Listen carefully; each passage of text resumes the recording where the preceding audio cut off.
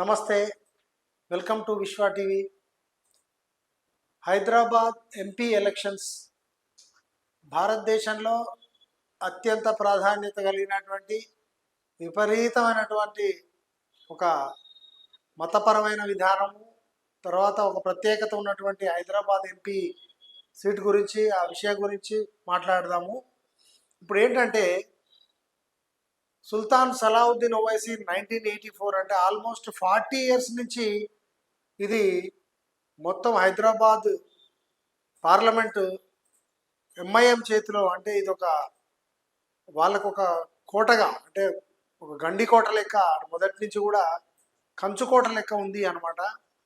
ఇట్లాంటి నియోజకవర్గాన్ని ఢీకొట్టడానికి, అంటే ఇప్పుడు ఓవైసీ ఎవరైతే మన అసదుద్దీన్ ఓవైసీ మీదకి బీజేపీ ఒక అస్త్రాన్ని సంధించింది. ఎలాంటి అస్త్రం అంటే బ్రహ్మాస్త్రం, పాశుపతాస్త్రం. ఎట్లయితే మనం గతంలో పురాణాలలో చెప్పుకుంటామో, తిరుగులేనటువంటి అస్త్రం మాధవీలత.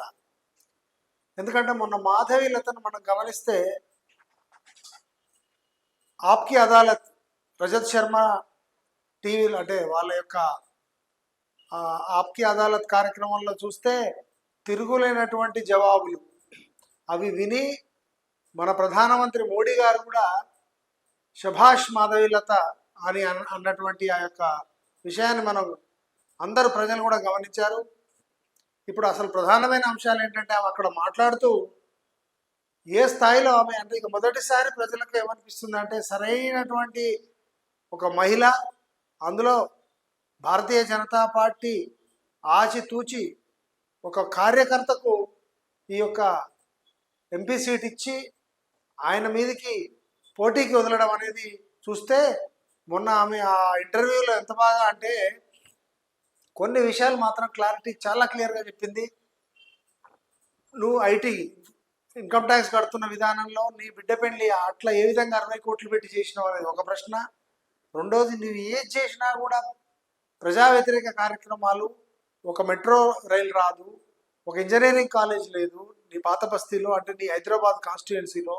ఎంత అంటే ఎన్నో విషయాలు ఆమె ఏ విధంగా డెవలప్మెంట్ కాలేదు, ప్రజలను ఎక్కడున్న వాళ్ళని అక్కడ వెనకబడ్డట్టే ఉంచడము, ఆ త్రిపుల్ తలాక్ నుంచి వచ్చినటువంటి క్వశ్చన్స్ మీద ఆన్సర్స్ ఎంత బాగా.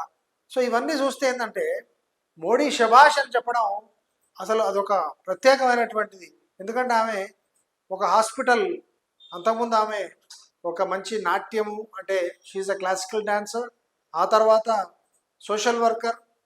ఆమె యాక్చువల్గా ఇప్పుడు విరించి హాస్పిటల్స్ యొక్క చైర్మన్, సిఇఓ. ఆమె ఆ విధమైనటువంటి స్థాయిలో ప్రతి మహిళతోని సంబంధం ఉంది. ఇటు ముస్లిం మహిళలు కానీ, హిందూ మహిళలు కానీ, వారిని గత కొంత 4-5 ఇయర్స్ నుంచి కూడా, కరోనా అంతకుముందు, కరోనా తర్వాత ఎన్నో కార్యక్రమాల్లో, స్వచ్ఛంద కార్యక్రమాల్లో, సేవా కార్యక్రమాల్లో, అసలు మొన్న చెంగిచెర్లలో జరిగిన దాన్ని చూస్తేనైతే అసలు ఆమె నిజంగా శివంగి లాగా ఒక పోలీసుకు కానీ ఏదైనా కానీ ఉన్నది ఉన్నట్టుగా ఒక చట్టబద్ధంగా చేస్తూ మళ్ళీ భయపడకుండా శివంగి పాత్ర పోషించింది. ఇక ఎంఐఎంకు, అసదుద్దీన్కు కొద్దిగా మనసులో షేక్ అవుతున్నట్టుగా అనిపిస్తుంది. ఎందుకంటే ఇంకొక విషయం తీసింది. ఇప్పుడు ఆమె ఆ యొక్క ఆప్కి అదాలత్ కార్యక్రమంలో ఎన్నో ఫేక్ ఓట్స్ ఉన్నాయి, దాదాపు 6 లక్షల ఫేక్ ఓట్స్ ఉన్నాయి. అంటే ఇక్కడుండి అక్కడ ఉండడం, యాకుత్పురాలు ఉంటే మళ్ళీ నాందేడ్లో ఉండడం, నాందేడ్లో ఉంటే మళ్ళీ ఇక్కడికి వచ్చి వేయడము, అక్కడ వేయడము, ఇక్కడ వేయడం, ఎన్నో చెప్పడం జరిగింది. ప్రజలు కూడా కొన్ని మాటలు మాట్లాడుతుంటే మనం విన్నాము. ఆయన ఏ విధంగా, ఆయన కాన్స్టిట్యుయెన్సీలో ఉన్నటువంటి ఒక రిటైర్డ్ ముస్లిం వ్యక్తే, ఆ ఇస్లాం సంబంధించినటువంటి వ్యక్తులు ఎట్లా చెప్తున్నారంటే, ఆయనకు ఎందుకు ఆ విధంగా దుర్మార్గంగా అసలు ఎవరు ఎదురు చెప్పనీయకుండా ఆ విధంగా తయారు చేయడం వల్ల 40 ఏళ్ళు పాలించారు వాళ్ళు సరైన సమయం వచ్చింది, ఇక సరైనటువంటి నిర్ణయం ఇస్తాము అని అంటున్న తరుణంలో మరి ఏ విధమైనటువంటి ఆ యొక్క నిర్ణయం వస్తుందో. ఎందుకంటే ముఖ్యంగా 1984లో సలావుద్దీన్ ఓవైసీ గెలిచిన తర్వాత ఇక హైదరాబాద్ సీటును ఎవరి వల్ల వెనక తీసుకోవడం కాలేదు. మేబీ కారణాలు రాజకీయ వ్యవస్థలో మనకు బాగా తెలుసు. ఎన్నో లొసుగులు, లూప్ హోల్స్ ఎన్నో ఉంటాయి. వాటన్నిటినీ కనపడుతూ కూడా పట్టుకోని స్థితిలో మనం ప్రజలు కూడా గమనిస్తున్నా, వాళ్ళు ఎవరు కూడా పట్టించుకోరు. ఈ విధంగా జరుగుతూ ఒక 40 ఏళ్ళు పాలించినటువంటి ఆ ఓవైసీ ఫ్యామిలీ అనుకోండి, ఎంఐఎం పార్టీ అనుకోండి. ఎందుకంటే ఆమె ఏమంటుందంటే అసలు ఈ అసదుద్దీన్ ఓవైసీ అసలు ముస్లిమే కాదు. ఆ విధమైనటువంటి బ్యాక్గ్రౌండ్ అన్ని వివరించడం, అసలు ఆయన ముస్లిం ఎందుకు కాడని ఒక దగ్గర వివరించడం జరిగింది.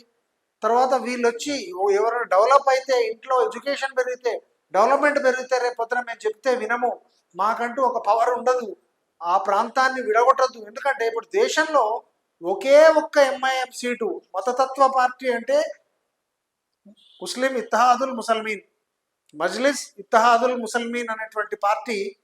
అక్కడ కేవలం ముస్లిం ఓట్లను ఆధారం చేసుకొని గెలుస్తున్నటువంటి ఎంఐఎం మతతత్వ పార్టీ కాదా?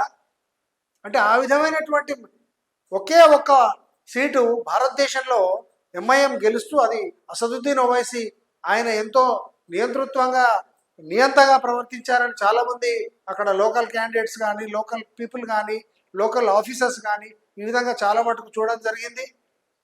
ఇంకా వాళ్ళ ఇంట్లో వాళ్ళ తమ్ముడైతే 15 నిమిషాలు టైం ఇస్తే నేను మొత్తం ఏది లేకుండా చేస్తాను అని మాట్లాడినటువంటి ఆ యొక్క చిచ్చోర్ అంటే ఒక టాక్ ఏదైతే ఉందో, ఆ ఆవేశపూరితమైనటువంటి టాకు, దాన్ని ఆ కాలంలో నిర్మల్ కోర్టు అవన్నీ కూడా ఇలా అనకూడదు అనేటువంటి విధంగా కొన్ని కోర్ట్స్ కూడా ఆయన వారించడం జరిగింది. సో ఈ విధంగా దేశానికి, ఈ విధంగా హైదరాబాద్ రాష్ట్రానికి, మన తెలంగాణ రాష్ట్రానికి, హైదరాబాద్ ఆ యొక్క ఎంపీ నియోజకవర్గానికి పెద్దగా ఒరిగింది ఏమీ లేదు, అభివృద్ధి ఏమీ లేదు.